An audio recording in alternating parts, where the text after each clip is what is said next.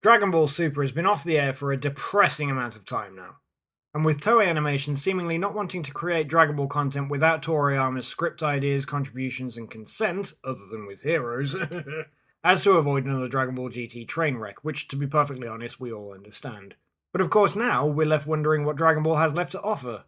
Outside of progressing further into the 10-year time skip before the 28th Tenkaichi Budokai, that featured Goku vs. Oob. However, the further we stray away from Dragon Ball Super, the more the hardcore fans seem to dislike it. I for one have always just been happy to receive more Dragon Ball, but even I at times have winced at moments during the new content that we've been given. One Dragon Ball Super character that fans seem to share pleasant memories of, however, is the Legendary Assassin from Universe 6, Hit.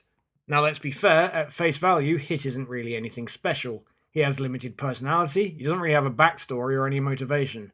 Actually, he just kind of sits on his ass opening his eyes every now and then just to prove he's not dead. But looking beyond his limited character background, he shines through the fact he has such a unique technique that hasn't really been featured in Dragon Ball before today. Or, then. And it isn't just a different coloured Kamehameha or a bulky transformation that makes him ugly, but it actually touches upon what made the original Dragon Ball manga so special.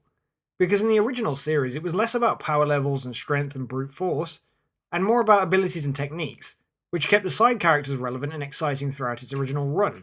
Case in point, Master Roshi fires off the first Kamehameha in the first few episodes of the series, but at the end of the series he's still fighting alongside everybody with King Piccolo trying to seal him up with the Mafuba. But of course, with the introduction of Dragon Ball Z, the series went more into the raising of battle power and multipliers, which was of course still very fun and exciting, but it did create many issues with introducing new villains and comrades that weren't Saiyans themselves, hence the influx of Super Saiyans introduced from then on. Given that Toei Animation never used to be too afraid to produce original Dragon Ball content, such as specials, movies, and OVAs, it is surprising that they're afraid to do so now. But then again, Dragon Ball GT speaks for itself. Dragon Ball Super provided us with a plethora of new characters, universes, and lore to explore.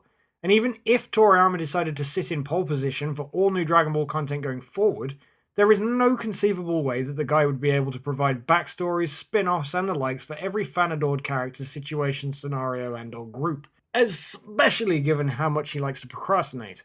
So it begs the question, when Toei decide to stop being a pack of wet wipes, could we see some interesting concepts brought to our television screens, or would perhaps Toyotaro continue to produce his manga and potentially spin off into one-shot Dragon Ball mangas in between big arcs?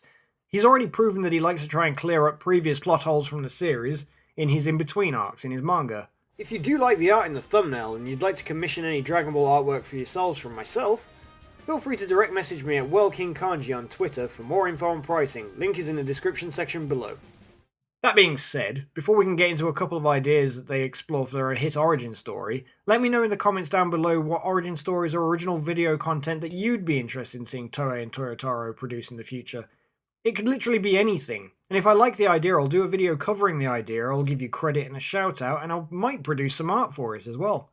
The first theory for a Hit origin story that I've come across which I quite liked is not far off from the Jiren origin story we were given during the Tournament of Power. Now, I know what you're thinking, and don't cry. I'm not going to go down that boring, mundane road. But given the possibility, it could be that when Hit was young, his parents were murdered and lived a long youth alone, perhaps even being investigated as a suspect for the murders themselves, sullying his view of justice for good and evil. Given the idea that he'd likely be a nomad or potentially even on the run at this point, he would be desperate to make money so he could continue to stay alive.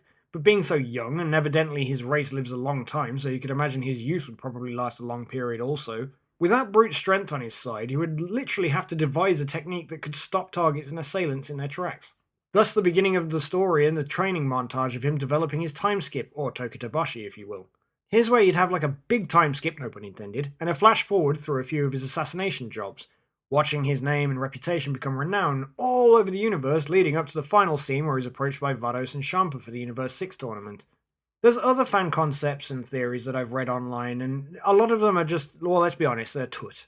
Some of them are too fanficky, and others of them are just, they don't make enough sense. One of them in particular is quite similar in many regards, but it follows a similar aspect of Hit's family being murdered and being so distraught from the horrible event that he spends decades trying to learn how to turn back time. He trains under various masters and eventually finds a way to go forward in time but not backwards, and it's only by milliseconds. Now, in many ways, this kind of makes a really interesting concept and theory, but the problem I have is how Hit would then turn it into his job, because it would affect his moral compass. we'd have to see it flip to a point somewhere where he'd be willing to terminate anybody and not just the bad guys. But when you think about a traumatic event like your parents being killed, it would surely set him out on a path of, oh well, I'll just kill all the criminals then. But Hit will assassinate literally anybody. He's already proven that by having his fight with Goku and then in the following arc literally trying to pop Goku in the back. Provided he's paid enough, of course, that is. So it doesn't really bode together to make a believable backstory for him, in my opinion. But what theories and concepts have you guys heard? Leave me a comment down below or let me know what your favourite theories for anything or ideas that you have for OVAs or maybe even interesting fan fictions that you've thought of. They could possibly all make exciting OVAs, and let's be honest, we need them to pad out during Dragon Ball Super's current hiatus. But remember to leave a like, comment and subscribe for more Dragon Ball content on the World King Kanji channel. And feel free to check out my other channel, the KRW Network, where myself and Real to Real, or Real Talks host Mark, work together to discuss many other series and movies that we adore in great detail. Until then, bye!